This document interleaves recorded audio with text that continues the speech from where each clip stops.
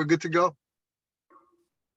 Okay. I guess first of all, thank you. I thank you all for the opportunity, as always. I guess just with 25 minutes, I guess I kind of want to just talk about how the Oak Flat case, Chi'chil Bildagoteel, the way it's mentioned and the way it's said in our language, has to do with a lot of different components.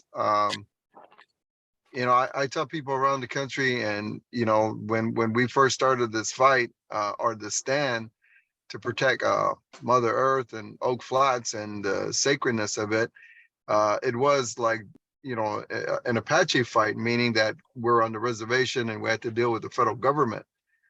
And as we went forward, we found that our case is not only about us Apaches. It related to all the Native Americans, because our case was very unique, standing on spirituality and how we're connected to Mother Earth.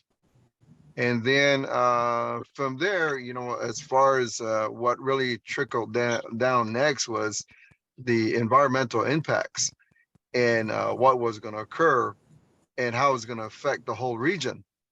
And then the next thing that occurred from that point was, how did this all happen? And at that time, being a councilman and being the chairman of the tribe, when all this got started, it goes back to day one when Resolution Copper, tied to Rio Tinto and BHP, when they were already in cahoots with our congressional leaders about a full out exemption. And so there was talk like around 1999, 200, but I mean, it really didn't escalate until 2001, then 2002, when it became official.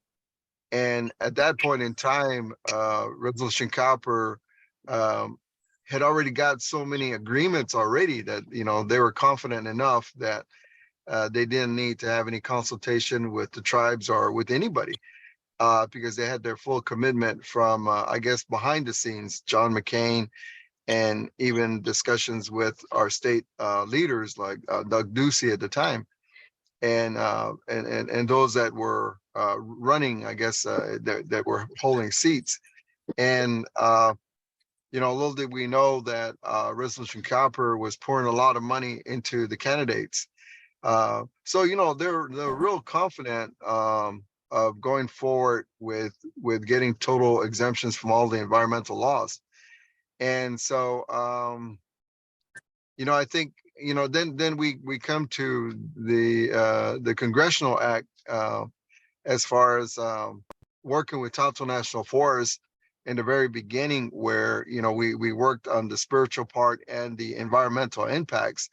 And at that point in time, they were in total agreement that this was not a great deal, one, for the Native people, and two, for the environmental impacts that were going to occur.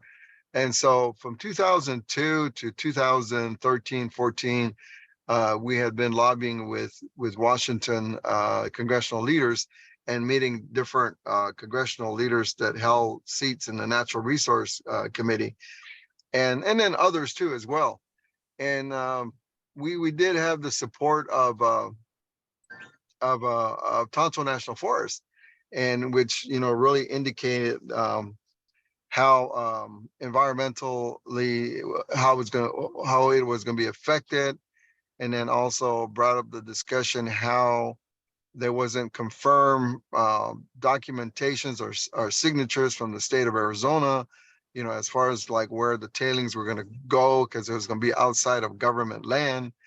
Then there was the question of water, where was all this water was going to come from.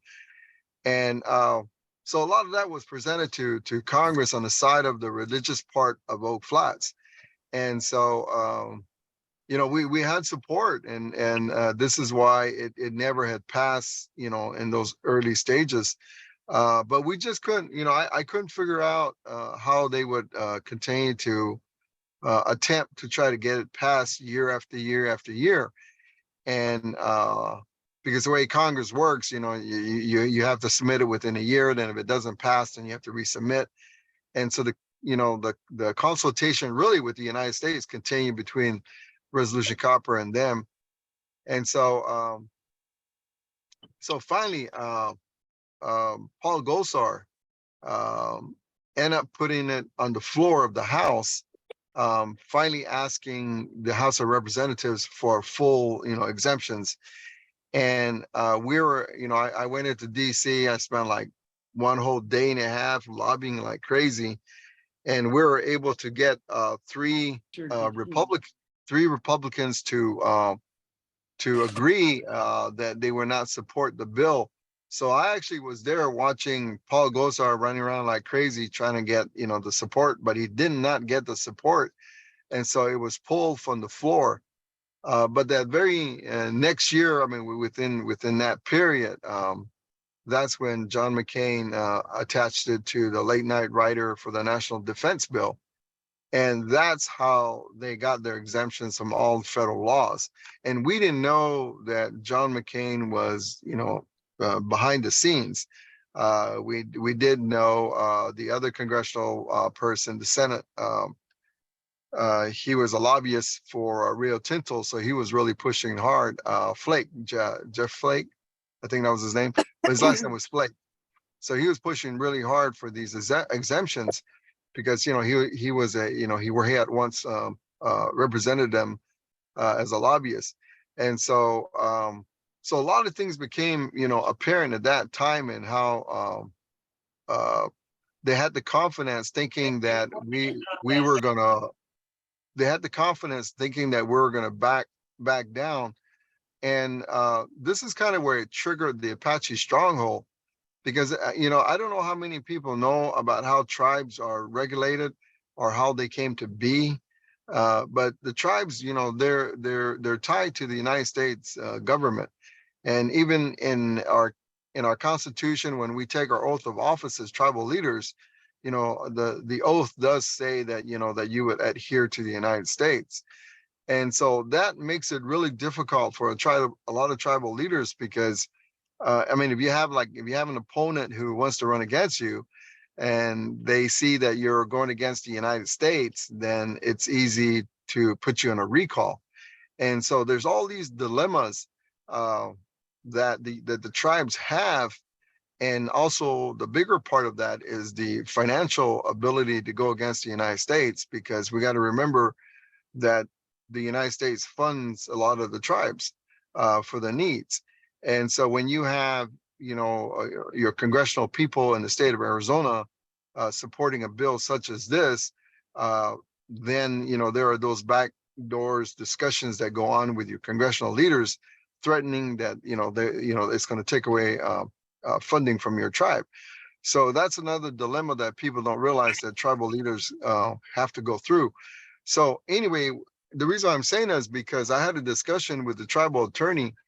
And at that time, I'm not with the tribe anymore, and I retired, to be able to fight this fight. And that's when I had a late night meeting with, actually, when I was at Oak Flats staying there, the tribal attorney showed up, and he told me that, well, Wendsler, you've been a tribal leader before. He says, and that we can only prolong the fight. There's not much we can really do. Then I told him, I said, we've never fought a fight spiritually. I said, on the grounds of our religion. I said, I know as a tribe, we always counterpunch the United States. I said, we never throw the first punch. I said, but look, I said, this place is holy, it's sacred. It's the home of our deities. It's the home of where our sunrise ceremony, which in Apache is called Nai'es, which has a total different meaning when you say it in our language. But it's the beginning of the birth of the earth and the beginning of us when God created the world. And so anyway, I reminded him that, what about this? The tribe has a responsibility to also protect its people. I said, why do you think, when I was in tribal government back then in 2002, then when I was tribal leader, chairman, I said, why do you think I wasn't afraid to take on the United States? I said, because, this is our identity. This is who we are. for the future and to maintain what God had given us. I said, then the other thing is all those broken promises that the United States made, that eventually they said that we would be able to return back to these ancient places that belong to us, but that never came to be. I said, because it seems like on the reservation, they continue to push us into assimilating and forgetting where we came from. And I said, but there's those of us that no, this is wrong. This has never been right. And I said, and this is what the tribal leaders prior to me, like in the 50s and 60s, and those, because I came in the mid 80s, and I got a chance to meet a lot of these tribal leaders that were in the 50s, and they were really depressed because they were really coming forward and saying that we were totally lied to. And what are we going to do? It just seems like there was a cloud coming over us, and that we won't see no opening. And so not only with that, but being raised traditionally within our religion, really brought me to the forefront to tell, the tribal leaders that we have to stand for our identity, because once we assimilate, then nothing matters anymore. So anyway, I just reminded that to the tribal attorney, but then, he made it clear to me that, Wendsler, all we're going to do is fight this environmentally. But I told him, I said, look, I said, they're already exempt from all the environmental issues. I said, if you go to a federal court, the federal judge would throw it out because the United States, created a new legislation and gave it away. I said, they're going to say that they done no wrong. I said, but on the spiritual part, I said, they're desecrating, they're destroying that. And I said, we have a strong say there. I said, as a tribe, you should be able to defend that for the people.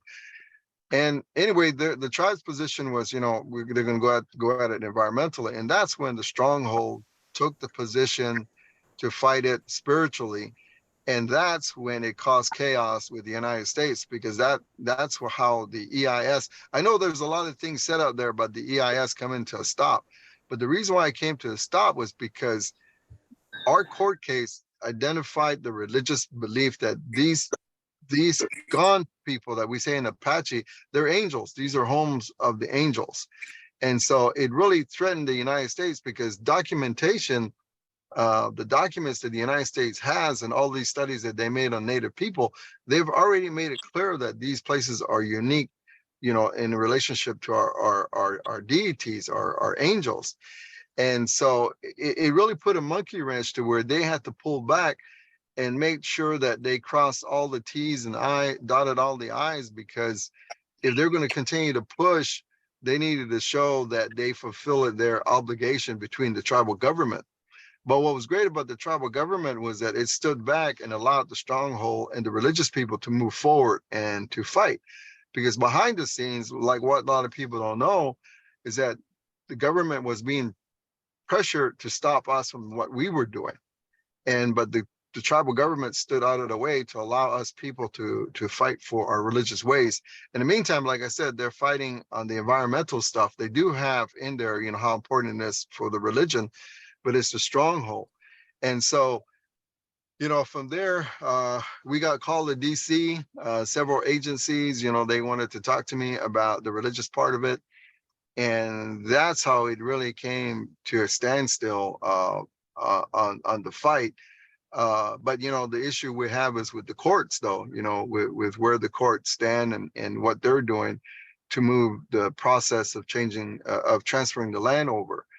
And so I guess what I'm trying to say is that it's a really unique case, because from there it became on the environmental impacts and the environmental laws being eliminated. It came out that they've been doing that all over the country on a lot of different things. And so them thinking that the tribe and the stronghold wasn't going to move forward at all, really backfired on them, because the tribe is at its limit financially in what they can do and how far they can go. But the government thought that the Apache stronghold was going to disappear. And this is where I'm really, really grateful in prayer, because a lot of people late at night, we would sit around Oak Flats around the fire, and some of the people would cry because the process of dealing with the federal courts, as far as financially, it's humongous.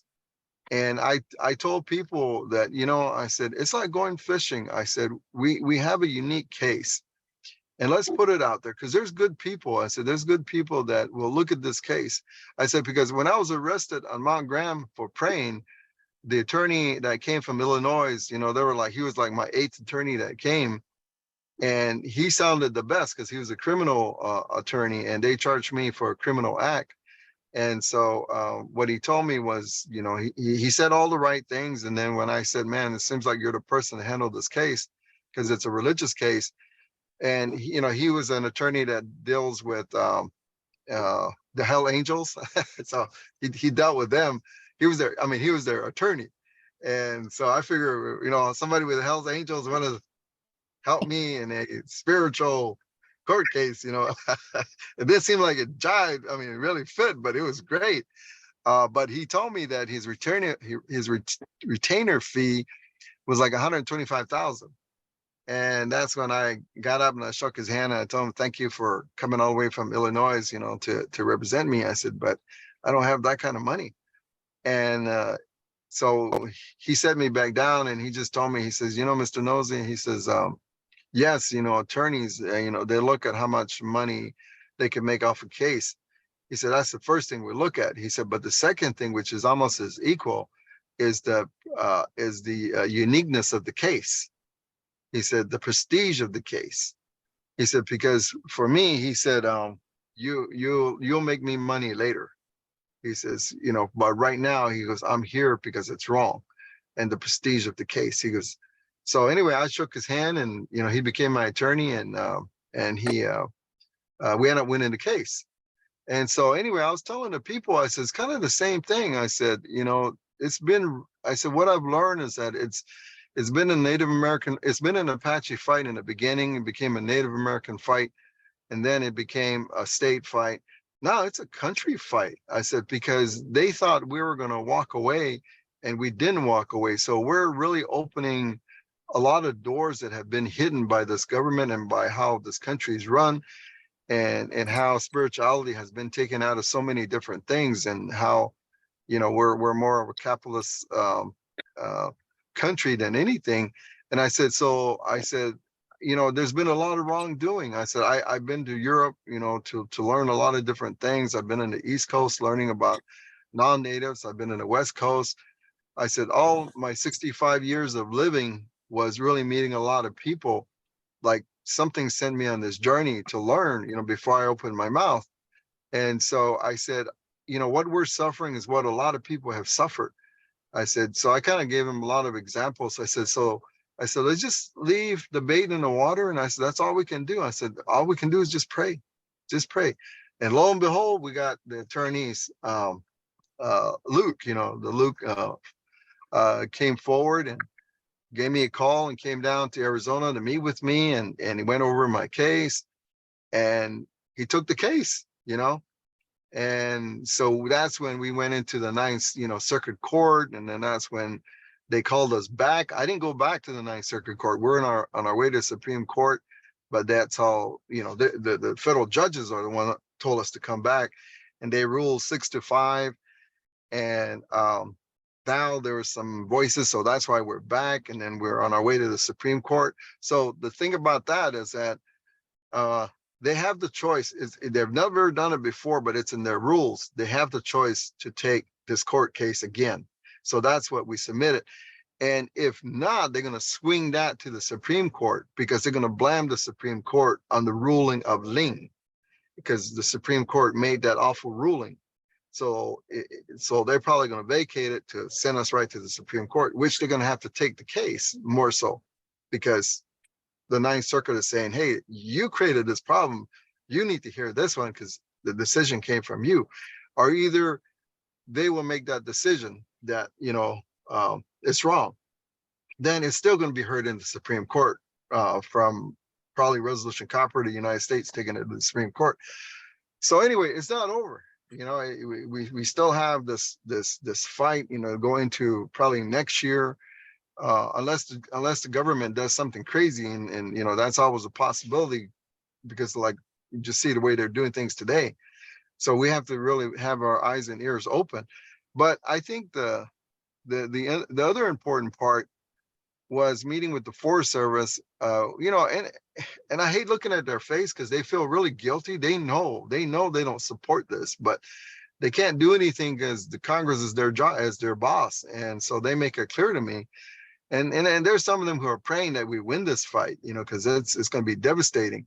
But I think that the bigger thing that happened to me was when I met with Tonto National Forest and their attorneys, and we had a white lady who, before I physically returned back, she submitted a statement with us on the EIS, on the environmental impact, and how it would affect her. And hers was on the religion, because my case is just strictly religion. And she had already had conversations with these angels that we know. And so it was really unique meeting her and us sharing, the things that she knew, because she grew up right there in Superior. Her father was a Christian preacher. And so that was her backyard. And it was amazing to really meet her. And it was a long story between me and her. Anyway, there's as far as like with things that were going on, things that were happening, things that she was prophesizing and stuff. And then her conversations that she didn't know, what these angels were called. And so when we came together, she, I helped her put it together. Plus she also helped me. So anyway, the point was that, hey, you should write one. And she did. And after I got the whole package back from the Forest Service, I went through it a third time that I went through it, just kind of feeling funny about it. I found hers missing. And when I found hers missing, I met with them, and this is where they told me, just, in a nutshell, they told me she's a white lady.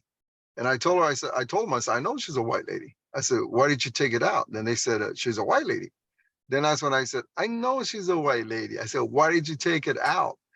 And finally, that's when they told me that the only ones that can claim any kind of spiritual connection between here and the Creator is Native people. And I looked at them, I said, can you repeat that for me one more time? And then that's when they said, the only ones that can claim a connection on this particular issue is Native people, but not non-natives. And I said, you represent the United States. Do these people know what you're saying? Do they know that if you're white, black, or Asian, or whoever else that came here, that descendants are not here from here? I said, do they know that what you're saying? I said, but you know what? I said, that makes a lot of sense why white people can't help us. If you look back to the documents, if you look back at a lot of many things that have went on for over 500 years, that's where you could see why non-natives have been not effective in helping us, because of what the government has already set up and what they what they're content with. And so it opened a whole can of worms, and that's where I took it on the road and began to talk to a lot of Christian people that, do you agree with this? I said, because for us, Mother Earth belongs to everybody. It's our responsibility to take care of it. And that if you have a spiritual happening between you and the Creator, that could happen anywhere. And I said, so do you agree that with what the United States is saying, they're saying that you have your Bible and they're content with it. But if there's any connection, no, it does not exist for you. It does only for us as Native people. I said, that's why it makes our case very unique, because they're trying to cut that connection like they did to everybody else. They're assuming that they did that to everybody else. And we're just kind of blind walking this road, not knowing what our government thinks and how they feel. And that's why, if you look at the fight that was going on right now, there's agreements and disagreements, and there's people on the wall, on the fence, but they can't even say nothing spiritual about what's going on with children, elders, and everybody being killed. They can't really, exert themselves about religiously, this is wrong. And like for us, we're not afraid. I'm not afraid to do it, because it's capitalism that when I seen these kids being pulled from the rebels or people being massacred, that's extended from the depression that they put on all of us and the scare tactic that it does, and through ownership, money, and power. but nobody wants to talk about it. So it all made sense to me, what we're facing as a people. And this is why it's so critical and important, what all people do, because that's why I tell people today. I said it's not an Apache fight. It's about knowing God. It's about knowing the greatest gift that He's given all of us. And I said we got to come to a point where we start really standing religiously for why we're here. And it gets depressing sometimes, but it's good to have a lot of people that you're associated with, because I like what some of them say. Some of them say, man, if just the people would just listen to what Jesus preached, we'll be okay. So it's good to hear those conversations coming out, and people begin to express themselves a lot more than what they've done in the past. But anyway, in a nutshell, I don't know how much time we have left, but this is a really strong position that we're in. This is a really strong fight that we're in. And then I tell also people that seem like you would be upset knowing that the United States has allowed Rio Tinto, Resolution Copper, and BHP to join the fight. So I'm kind of like, how can anybody in America let two foreign mining companies fight us, without even standing up for us? And so here we are, we're fighting another invasion of a foreign mining companies coming into the land to really this time destroy the land, destroy the water, and destroy the future of life. So I just think that, and again, getting back to what I want to end with was a lot of what got us here is prayers. And I just want to end with saying that when I talked to Luke Beckett, I told him, I said, look, I said, we haven't had that discussion yet, but we need to have that discussion now. I told him, I said, look, I said, I went to Washington and I've heard congressional people that support Resolution Copper say that, we have an endless pocket of money. And I said, we don't have any money. I said, so I looked at him and I said, Luke, I said, how much do I owe you? You haven't even told me what I owe you. And I'll never forget what he said. He turned to me and he said, Wendsler, he says, this has always been wrong. What happened on the other side of the world, and when people came here, he said, it's been an injustice for all of us. He said, we've never seen a moving vehicle like yours. He said, the way you held this fight together, the way you structure it, and the way you stand by it. He says, as long as you do that, he says, we're behind you. And he says, all you need to do is just lead the way. And I just broke down and cried, because again, when it comes back to, the cost of being involved in these things, there's no way we have the money. We would have walked away, hurt, crying, and knowing that it's over and nobody cares. But because of this blessed gift that has come, it's given us a voice, and a strong voice, that now the United States knows that, they have to contend to us. And it makes me feel good, because by them have to get Rio Tinto and BHP to join them in their case to fight us, tells me how powerful we are and how we are in the right track in the spiritual journey to really shake what's evil of this world. And so that's been our path. So anyway, thank you so again, much, Dr. Nosie. What an amazing introduction. We are here and we can't wait to learn more. We just need an introduction to give us an idea of what are we up against and how can we help. We are here. And it is such an honor for you to be here. So thank you for making time for us. We look forward to your workshop tomorrow. We'll get a full hour of interaction, and we will all be there. So. Okay. All right. Well, thank you. I'll see right, you guys everybody. tomorrow. Thank you, Doctor. All right. Thank you.